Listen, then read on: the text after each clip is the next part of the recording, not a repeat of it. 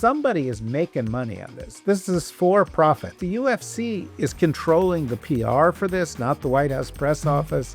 The Paramount, the broadcasting company owned by the Ellisons, who are his buddies, are controlling the TV rights of this. This is as corrupt a MAGA event as there could possibly be. It's not just his birthday, but of course it's also Flag Day and touted as part of the celebration for the 250th of the United States. What Trump is giving the United States for its 250th birthday is humiliation. I'm Joanna Coles. This is the Daily Beast podcast, and we are wrapping up the week. A week in which Bill Pulte was finally dispatched, where Epstein was suddenly back on the front boiler.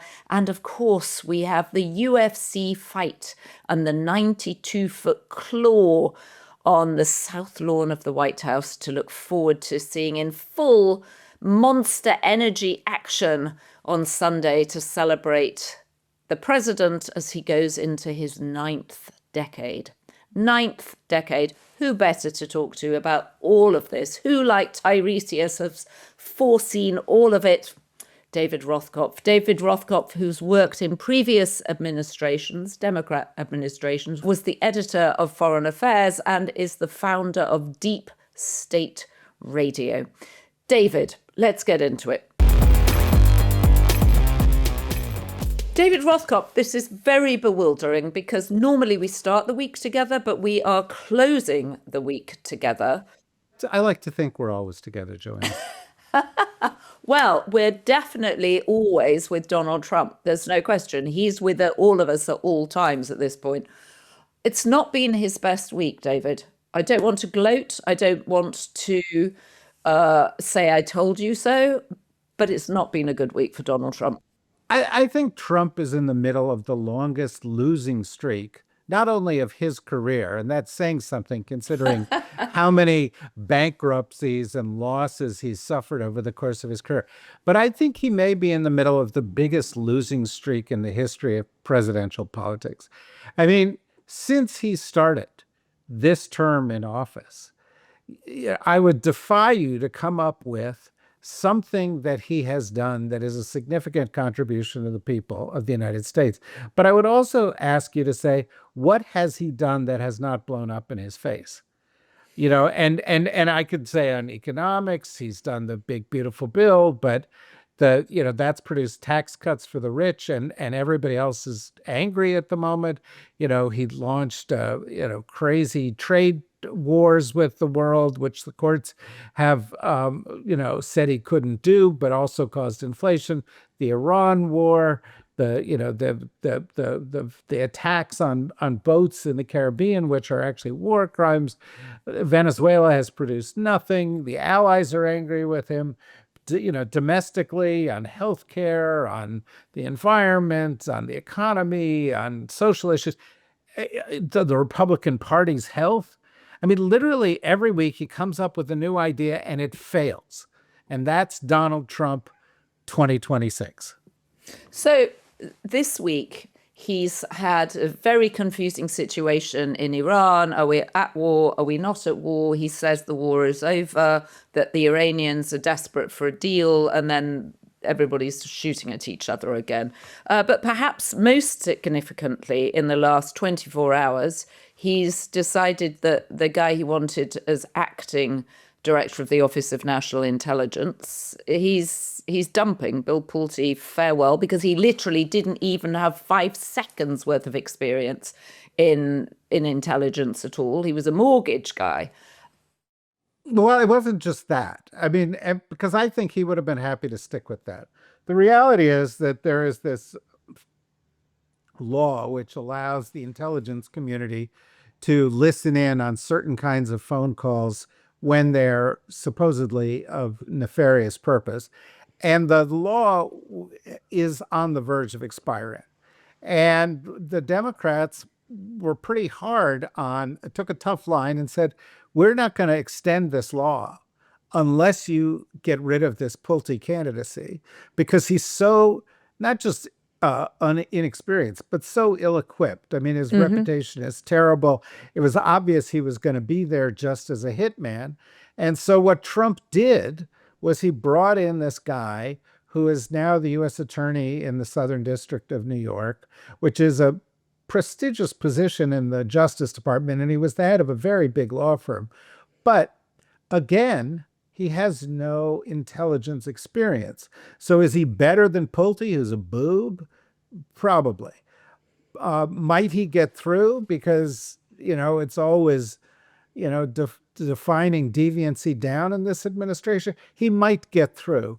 But the reality is that as we've mentioned here before, the job of director of national intelligence is one of the very few jobs in the government where there is a very explicit job requirement. You have to have experience in the intelligence community, and this guy has none either. Of course, Trump doesn't care. What he wants is somebody loyal who can use the intelligence apparatus to call into question election results and to go after his enemies. So Jay Clayton is his new choice. Do you think, on balance, he's likely to get past the Senate? I mean, I think Trump had assumed that Bill Pulte, even as acting, because he didn't think he would get through the Senate confirmation hearings process, would at least have 210 days as acting to do quite a lot of damage, fire people, and just generally disrupt the intelligence community, though it's unclear why he wants to do that, other than he still feels aggrieved by what happened to him in the 4 years between presidencies. No, well, I think it's actually, I think it's clear why he wanted to do it. I think, as he tried to with Tulsi Gabbard, he wants to use the intelligence community to promote conspiracy theories that allow him to call the elections in question, allow him to argue that he should have access to voter rolls, allow him to go after his enemies, and so forth. And I think he thought Pulte could do that for him. But Pulte kind of stepped in it yesterday, or I mean, we're recording this at the end of the week, but in the middle of the week, Pulte apparently called up Tulsi Gabbard and said, "You have to leave office today." And Tulsi Gabbard had originally said she was planning to leave office in a few weeks. And she was blindsided by this, but so was the White House. And when Tulsi Gabbard called up Trump and said, "What's up?" Trump said, "No, I didn't know anything about this. You stay right where you are until you were planning to leave." Probably because she knows things that he doesn't want to piss her off. But Pulte, you know, quickly drifted into bad favor. And then there was this vote on the extension of this law, and both of those things worked to his disadvantage. And now we have this guy Clayton, and will he get approved? He probably will, but he definitely should not because he doesn't meet the conditions set forth in the law. And Trump clearly has said he doesn't care about the midterms, though clearly he does care about the midterms because it's going to curtail his power if the Democrats win Congress and if they win the Senate. What are you hearing from your friends and your sources in the intelligence community about Jay Clayton? Are they just anxious about his lack of experience, or? Far too early to, people know him from the Southern District of New York. What they know, unfortunately, is that he took this job, which was, considered almost, a second attorney generalship. In other words, it was very independent, very high standards, and very much the law above everything else. And he followed through on a bunch of Trumpian requests, which suggested he was, willing to bend things a little bit in order to make the president happy. And of course, that kind of loyalty is what Trump is looking for. And that kind of loyalty is what has people throughout the entire government, not just the intelligence community, worried about. They're worried, that he's going to politicize and weaponize in the same way that Pulte would have, and frankly, in the same way that Tulsi Gabbard was inclined to go. Does he have higher standards? Are there red lines that he won't cross? We don't know. but it seems unlikely that Trump would have picked somebody who he didn't feel would bend to his will. Start up your new business now with Shopify. Shopify is the commerce platform behind millions of businesses around the world. And 10% of all e-commerce in the US, from household names like Alo Yoga and Skims to brands just getting started. Get started with your own design studio with hundreds of ready-to-use templates. Shopify helps you build a beautiful online store that matches your brand's style. On the back end, everything lives in one place. Inventory, payments, analytics, so you're not stitching together 5 different platforms just to operate. And if you hit any snafus, don't worry. Shopify is always around to share real advice with their award-winning 24/7 customer support. It's time to turn those what-ifs into with Shopify today. Sign up for your $1 per month trial today at shopify.com/dailybeast. Go to shopify.com/dailybeast. That's shopify.com/dailybeast. Let's move on to the war. Is the war still going on? I mean, Trump is sort of pretending it's not, but it's as if he's unleashed a tiger into the world, and he's pretending that the tiger never existed in the first place, as far as I can see. On Thursday, what Trump did was he said, I'm going to escalate. And then a few hours later, he said, no, we're having conversations. I'm not going to escalate. And MS Now went and did a little bit of reporting on this. And I heard the report, and they said this was the 8th time that Trump has said he was going to escalate and then tacoed out and decided not to escalate. Do we believe that there will be a deal? That's one question. I'm not sure that there will be a deal, but I am sure of this, and the people I talk to are sure of this, and that is any deal he comes up with is going to be notable for 2 reasons. The first reason is it won't be a real deal. It'll be a partial deal. It'll be a deal to keep talking. Kind of MOU to say, okay, let's normalize traffic through the Strait of Hormuz, and we'll talk about the nukes, we'll talk about these other things. And it may include some language about those things of the type that Trump has been bragging about the past few days, which is that the Iranians promised not to have a nuclear weapon or to seek one. Now, why is that not really important? It's not really important because that was the language they adopted in the agreement they signed in 2015. That language has actually been their position as a country for many, many years now. And I think that's the real point. The real point is, will we end up with a better deal in the medium term on nuclear weapons and Iran, on Iran and missiles, on Iran and drones, on the behavior of Iran's proxies in the Middle East, or on Iran and the Strait of Hormuz? And I think the answer on all of these things is no, we will not. It will be a less good deal than the JCPOA. Iran will have more control over the Strait of Hormuz than they had in the past. The Houthis, who are one of the Iranian proxies who entered the war in the past few days, have said that if things go the wrong way, they will shut down the entrance to the Red Sea, which they can control, and through which 10% of all commercial traffic in the world travels, commercial shipping traffic, which would be an economic calamity.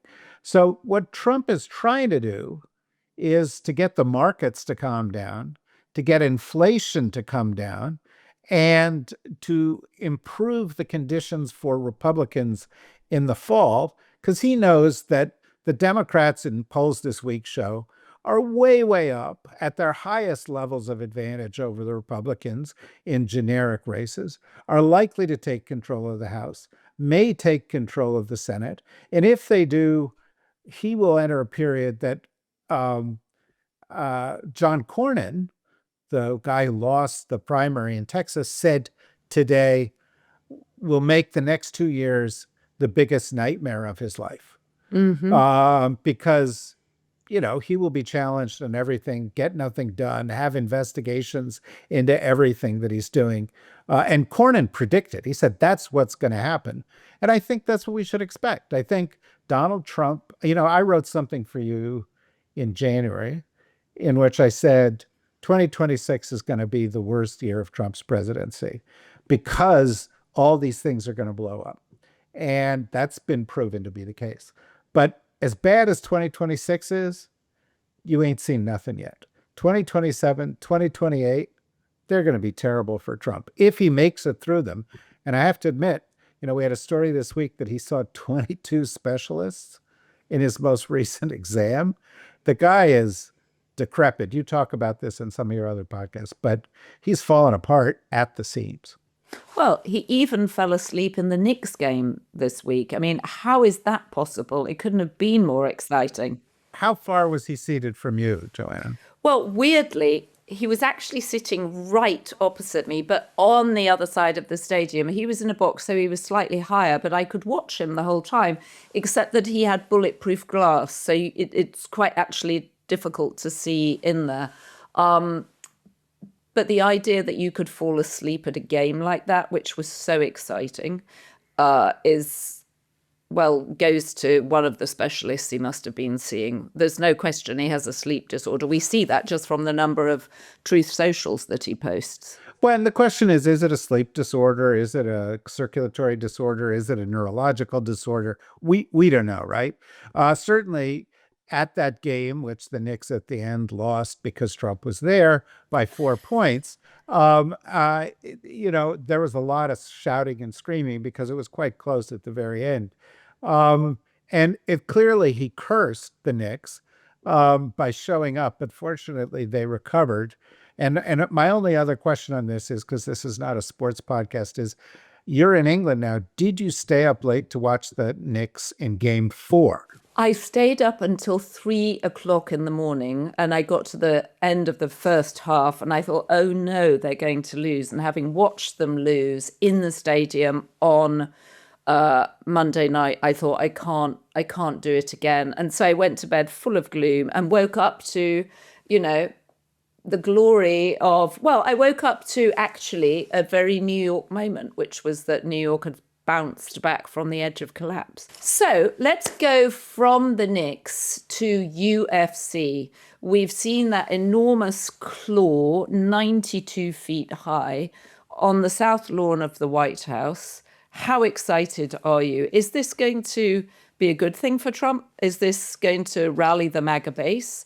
Or is the MAGA base thinking this ain't great? He's ruining the White House and he's out of control. Well, first of all, I seldom use the term MAGA base and thinking in the same sentence. I think what Trump is doing is just being Trump. Since 35 years ago, Trump loved violent sports. He loved going to boxing. He has loved going to wrestling. The head of the WWE is his Secretary of Education right now. He loves going to UFC events. You may recall, coincidentally, the last time he thought that he had a peace deal with Iran, he went to a UFC event in Miami with Marco Rubio. And here we are again, another peace deal brewing, and he's got this thing going on. But this thing is different because it's incredibly corrupt. The United States government has spent tens of millions, allegedly 60 million, probably more, to allow this thing to be created on the south lawn of the White House, to deface the south lawn of the White House with this Las Vegas-like structure that has in the middle of it, by the way, I think it's beautiful. It's almost poetic. There's a big advertisement right in the middle of it for Monster Energy, an energy drink. But, if there was ever a White House that has Monster Energy, it's this White House.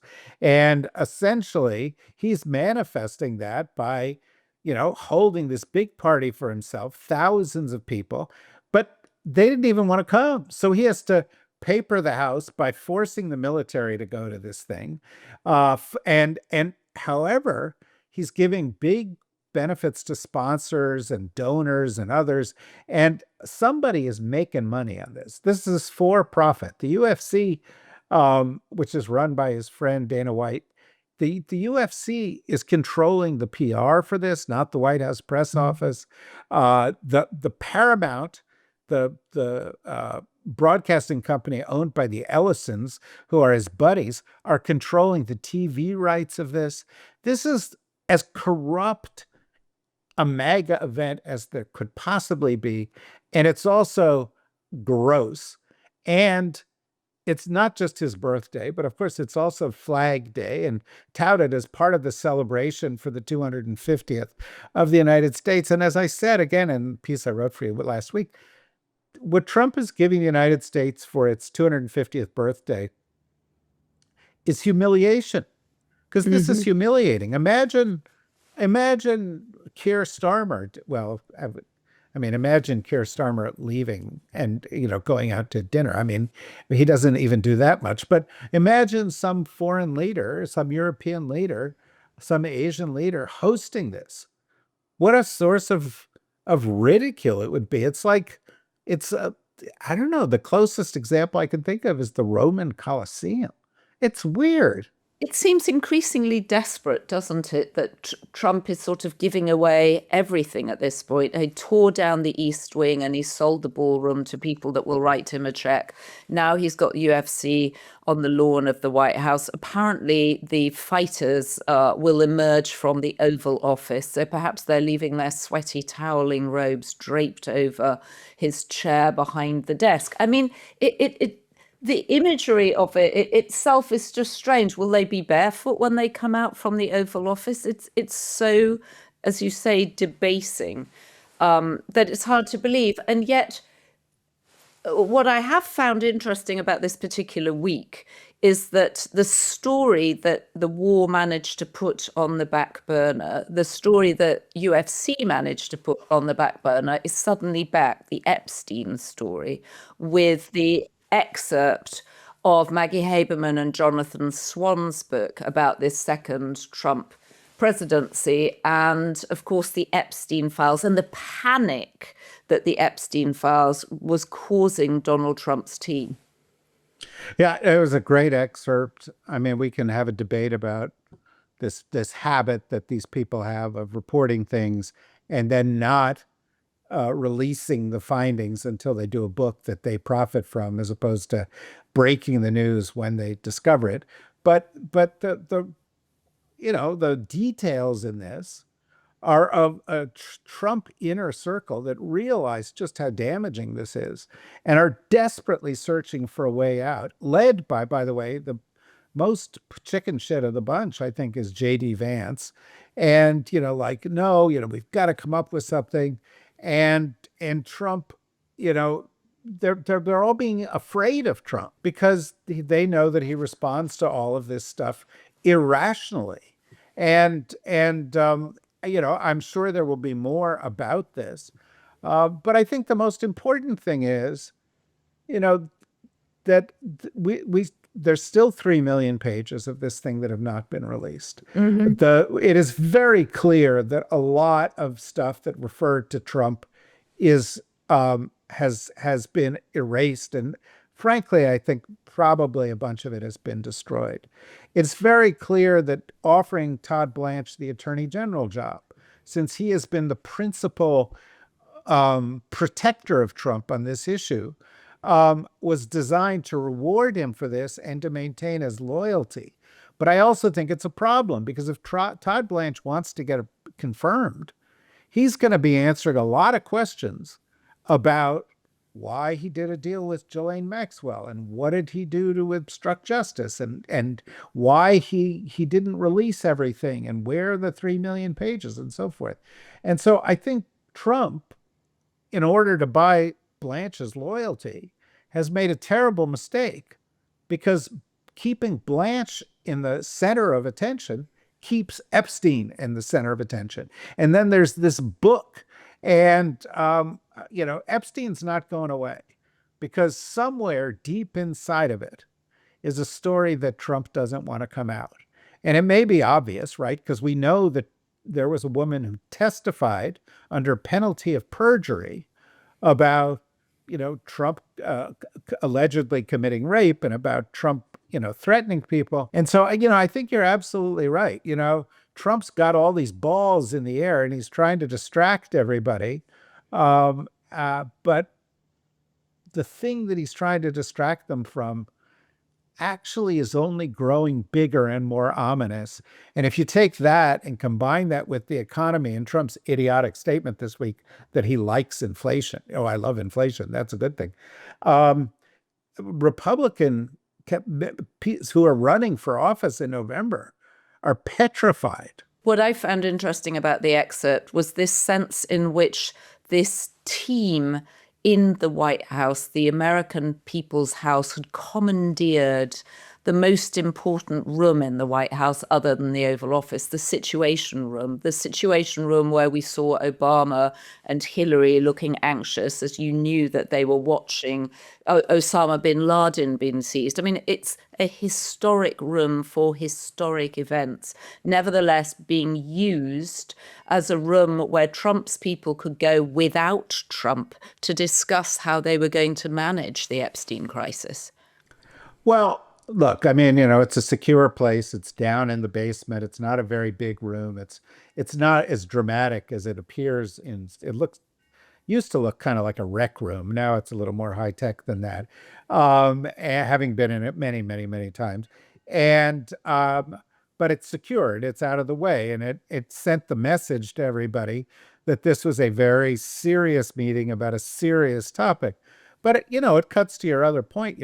5 minutes ago, you noted that the Oval Office was going to be used as a locker room for a UFC match. And no, but I mean, Yeah. Trump is debasing and defacing everything he touches in Washington, whether it's by spraying gold paint on it, or by using it to cover up the Epstein thing, or by using it as a locker room, or by using it to generate bribes like he's doing with the ballroom, or he's doing with this monstrosity on the South Lawn. It's not surprising. There are a lot of reports that there is a kind of a stench about Trump these days. They suggest that there may be some bodily reason for that. But there's a stench about Trump morally and ethically, too. And wherever he goes, that stench attaches. And certainly, a lot of people make this joke, but when Trump leaves, they're going to have to fumigate the White House. They're going to have to do everything they can to remove traces of Trump, including his walkway attacking his political enemies and his little monuments to himself, because he has stained it. And you're giving a couple of really good examples of how that has happened here. He's desecrated the people's house. Can it be retooled by someone else? I mean, is this a forever moment, or is this just the passing of yet another president through those hallowed walls? Look, Monica Lewinsky, who I personally like, allegedly performed an act on Bill Clinton from underneath the desk in the Oval Office. JFK did certain things. I thought they went into a little antechamber where Trump has now erected a sort of little shop to buy all his USA tchotchkes and Trump winning tchotchkes. Well, there is the little room that connects to the Oval Office. That's part of the Oval Office. It's connected by a door. Right? Right? Is it technically the Oval Office still? Because I no, thought that... no, it's a private room for the president next to the Oval Office, right? But that's the room that he watched January 6th in and threw the ketchup at the walls on and so forth. But the point is, lots of horrible stuff. What did JFK do in there? Who did he sleep with? And, Lord knows what kind of horrible stuff has gone on there. I think, people will see in the White House what they want to see. And typically what they project onto a national monument like that is not just veneration for the past, it's their hopes for the future. And if somebody comes in and starts dealing with people's problems and restores dignity to the office, I think they'll be able to turn the page. Now, do you leave up the ballroom? Do you leave up this big giant arch? Do you leave up all the gold leaf in the Oval Office? I don't think so. I think anything that screams Trumpian vulgarity or Trumpian corruption is going to have to be surgically removed from the White House and from the rest of Washington. And the reflecting pool will be reflecting. In the interest of, sounding, balanced, which I'm not. I think it looks pretty good. It looks like it's done. Looks like it's reflecting. The color is a little better. I mean, it's a crazy waste of money, and it's crazy that he is caught up in it. But of all the redecoration that he's done in Washington, it's probably the least offensive. Well, it's reflecting his monster energy. Exactly. Trump's monster energy is going to be the theme of this weekend, whether he likes it or not. I'm not going to pretend that I'm not glad to be actually out of Washington and in Europe, actually. Even though Britain has its own crisis, the defence minister has just resigned today, saying that Keir Starmer, the British Prime Minister, won't give him enough money to protect Britain, and the armed services in Britain now are really only up to defending a small country town. Well, there was a point there where the New York Police Department had more police in it than the British Army had soldiers. But there is a British story this week that is relevant in the broader context of what we're talking about here. And that is that, you saw these violent demonstrations in Northern Ireland against immigrants, which were provoked or egged on by Elon Musk and involved immigrants being dragged out of burning buildings and set on fire themselves and so forth.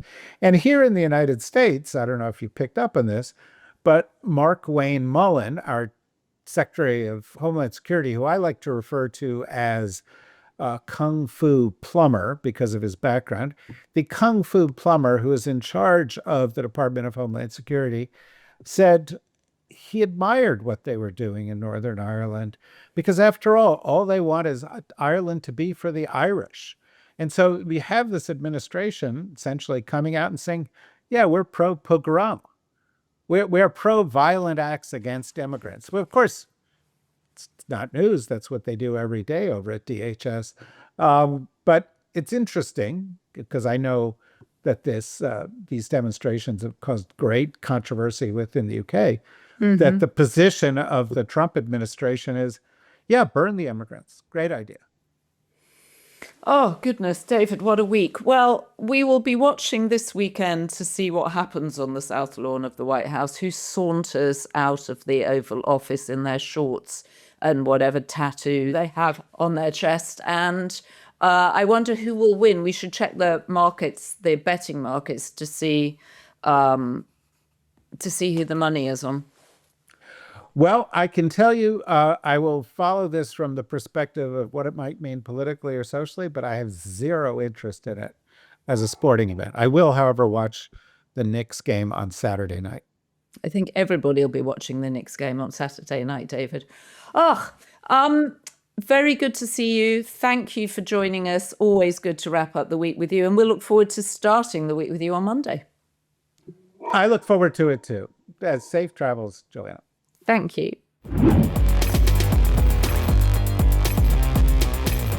Well, David Rothkopf, our columnist at the Daily Beast, did predict that this was going to be Donald Trump's worst year. And yet now he's predicting that next year and the year after will be even worse for the president as he reaps what he's sown across Washington and across the world. Are we still at war? Who knows? How will the fight go? Who knows? Will Epstein still hang over him? I think he will. We will be back tomorrow with Inside Trump's Head, and we have a special episode for you tomorrow on how did we get here with Donald Trump. Anyway, something I hope you will enjoy. And if you have been, thank you for joining us. Leave us a comment on YouTube. Let us know what your favourite part of today's podcast was, what you agreed with David Rothkopf on, and where you don't agree, more importantly. Big thanks to our production team, Ryan Murray, John Romero, Rachel Passer, Heather Passaro, and Neil Rosenhaus. So the good news is we have so many B-Beast tier members now. There are too many names to read out, and we really appreciate your support.